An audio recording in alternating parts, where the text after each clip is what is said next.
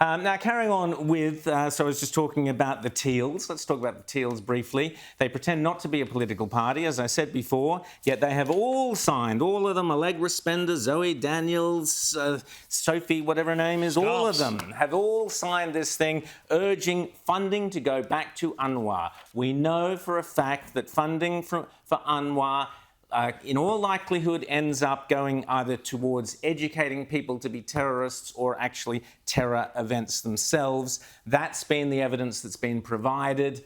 Why on earth would the Teals, Rita, be pushing to have UNRWA being refunded by the Australian taxpayer is utterly beyond me, and it says what I've always said.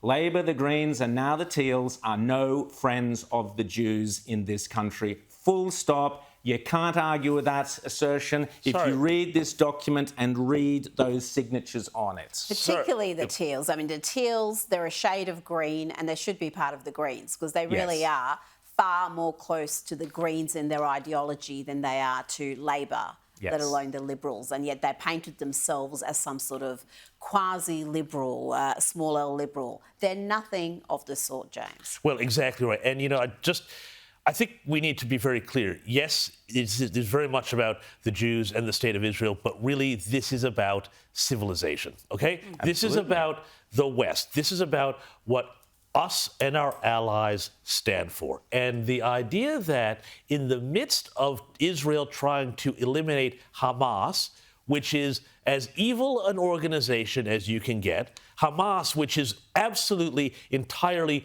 100% responsible for the immiseration of the Palestinian people, the fact that they are talking about, oh, well, let's try and help them out and take pressure off of them via UNRWA, which we know is very closely tied, and many people who have been involved with that also have ties to Hamas. Hamas approves who gets hired by them. We've heard that on this program before.